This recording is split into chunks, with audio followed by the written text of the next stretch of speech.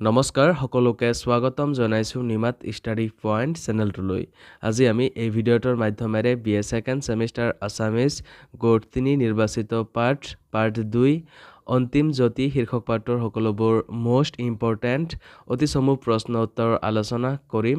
আজিৰ এই ভিডিঅ'টোত আমি যিবোৰ প্ৰশ্ন উত্তৰ আলোচনা কৰিম এইবোৰ প্ৰশ্ন উত্তৰ তোমালোকৰ এক্সামত প্ৰায় আহি থাকে। সো ভিডিঅ'টো প্লিজ শেষলৈকে চাবা।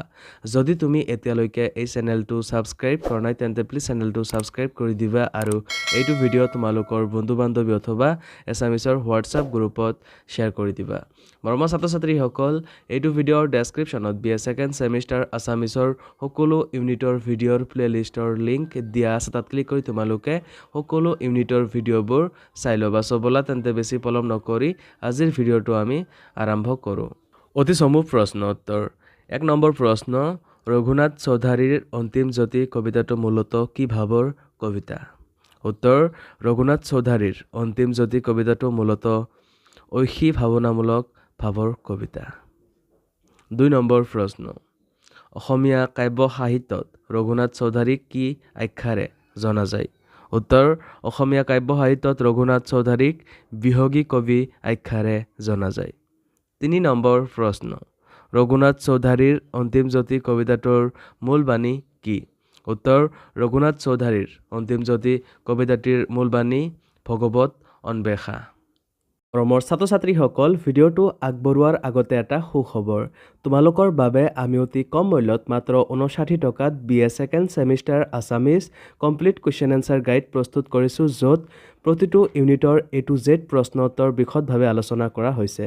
যিবোৰ প্ৰশ্ন উত্তৰ পঢ়িলে তোমালোকৰ পৰীক্ষাত 100% কমন পৰাটো নিশ্চিত।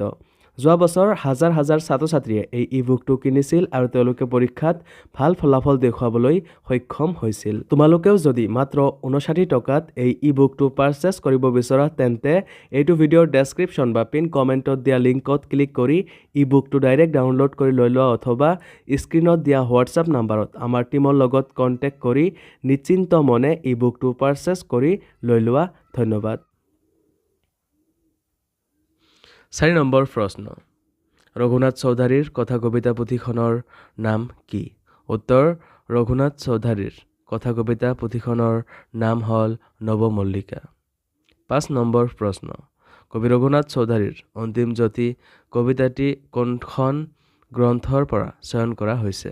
উত্তৰ, ৰঘুনাথ চৌধাৰীৰ অন্তিম জ্যোতি কবিতাটি তেওঁৰ দহিকতৰা কবিতা পুথিখনৰ পৰা চয়ন কৰা হৈছে। 6 নম্বৰ প্ৰশ্ন, ৰঘুনাথ চৌধাৰীৰ 3খন কবিতা পুথিৰ নাম লিখা।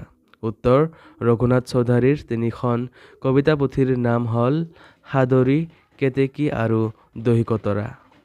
7 নম্বৰ প্ৰশ্ন, ৰঘুনাথ চৌধাৰীয়ে অসম সাহিত্য সভাৰ কোনখন অধিৱেশনত কিমান চনত সভাপতিত্ব কৰিছিল?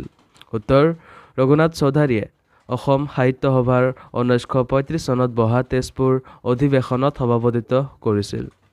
8 নম্বৰ প্ৰশ্ন, ৰঘুনাথ চৌধাৰীৰ কবিতা প্ৰথম কোনখন আলোচনীত প্ৰকাশ হৈছিল?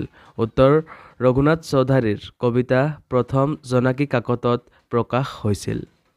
মৰমৰ ছাত্ৰ-ছাত্ৰীসকল, আজিলৈ এইখিনিয়ে। তোমালোকক যদি আৰু অধিক প্ৰশ্ন উত্তৰ লাগে অথবা এতিয়ালৈকে মাত্ৰ 59 টকাত BA second semester Assamese complete question answer গাইডটো পাৰচেছ কৰা নাই তেন্তে এইটো ভিডিঅ'ৰ ডেছক্ৰিপশ্যন বা পিন কমেণ্টত দিয়া লিংকত ক্লিক কৰি ই-বুকটো ডাইৰেক্ট ডাউনলোড কৰি লৈ লোৱা অথবা স্ক্ৰীনত দিয়া হোৱাটছআপ নাম্বাৰত আমাৰ টীমৰ লগত কণ্টেক্ট কৰি নিশ্চিন্ত মনে ই-বুকটো পাৰচেছ কৰি লৈ লোৱা।